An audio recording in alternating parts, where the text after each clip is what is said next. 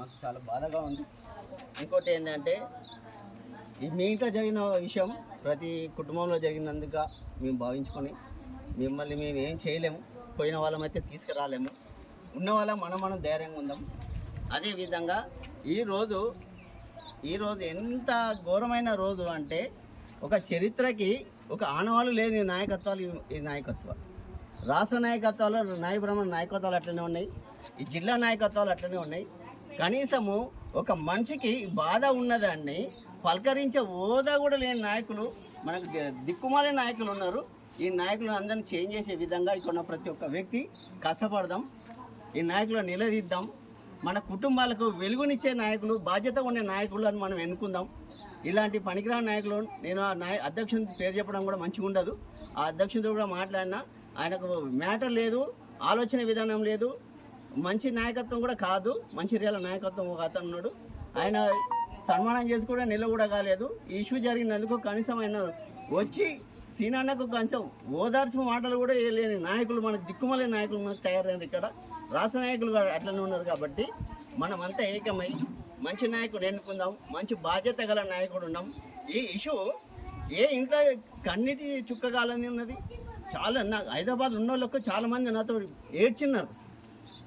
ఇంత బాధాకరమైన విషయం 22 రోజులల్లో ఏమి మంచి చెడు తెలుస్తుంది, అబ్బాయికి ఏం తెలుస్తుంది, అమ్మాయికి ఏం తెలుస్తుంది. అలాంటి వాడిని అమ్మాయిని చంపడం అనేది చాలా బాధాకరం. ఈ చరిత్రలో ఇది ఫస్ట్ టైం అనుకుంటాను నాకు తెలిసిన మట్టుకు.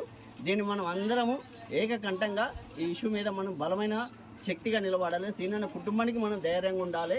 అలాగే మన నాయ బ్రాహ్మణ సంఘం నుంచి మనం బలమైన ఎక్కడికైనా ఏ సమస్యకైనా ఎంబడి ఉండాలో. శ్రీనానికి కోర్టు కోసం పోతాము, ఎక్కడికే పోతాము. రాజకీయ నాయకులను కదిలిస్తేనే మన సమస్యకి జల్దీ పరిష్కారం అవుతుంది.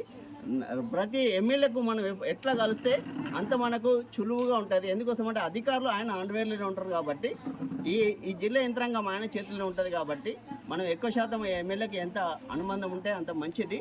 అదేవిధంగా నిజంగా ఒక్కొక్క మనిషికి ఎంత బాధ లేదా అన్న, ఒక ఇంట్లో ఇంత ఇష్యూ అయినప్పుడు ఎంత ఇష్యూ అయింది. ఇది ఇంత బాధాకరమైన విషయం. రాష్ట్ర నాయకులు కూడా ఇంత దరిద్రం నాయకులు ఉన్నారు. రాష్ట్రంలో అన్ని పేపర్లలో వచ్చింది. కనీసం ఓదార్పడానికి కోసం గ్రూప్లలో కూడా మెసేజ్ పెట్టి పనికిరాని మెసేజ్లు పెడుతున్నారు. Good morning, good night. ఎందుకన్నా రోజు తెల్లారితే రోజు పెద్దగిస్తుంది. కానీ ఇలాంటి విషయం మీద ఒక్క నా కొడుకు స్పందించకపోతే మీ బతుకులు వేస్ట్ అన్న నాయకులు అనేటోళ్ళు. ఎందుకన్నా మీరు ఈ ఓదలు ఉన్నవాళ్ళు, ఎందుకన్నా మీరు ఓదలు పెట్టుకొని తిరుగుతున్నారు అన్న? ఇక్కడి నుంచి చెప్తున్నా, మీరు ఏ నాయకుడైనా కానీ సిటీలో 10 నాయకులు ఉన్నారు. నా పేరు కొత్తపల్లి, మీరు అందరూ తెలిసి ఉంటుంది. కానీ మీరు ఏ లీటర్ పేరుతోటి ఏ ఎమ్మెల్యే దగ్గర పోయినా ఎంబడిపోయినా మీ ఇంటికి వచ్చి నీ ముట్టడించే రోజు రాబోతుంది. ఈ మంచిర్యాల నుంచే చైతన్యవంతమైన మనుషులతో మీ ఇంట్లో ముట్టడించడానికి సిద్ధమైనము.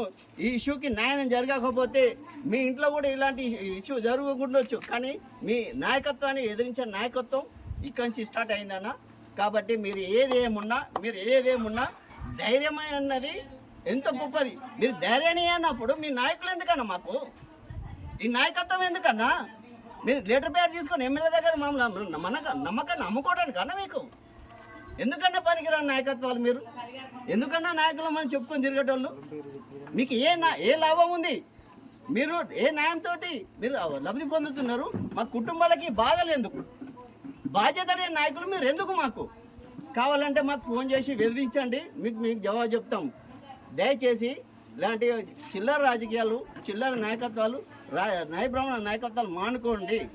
మానుకున్నప్పుడే మనము వెలుగులోకి వస్తాము, రాజకీయంగా ఎదుగుదగలుగుతాం, మంచి మార్గంలో పోగలుగుతాము. కాబట్టి ఇంత దూరం వచ్చి అన్నవతం కలగండి. ఈ బాధని పంచుకోవడానికి వచ్చినాము, కానీ ఎవరు తిట్టుకోవడానికి కాదన్నా. మీరు ఆలోచన చేయండి. నాయకత్వాలను బలంగా చేసుకుందామన్నా, బలమైన చైతన్యవంతం కాదామన్నా.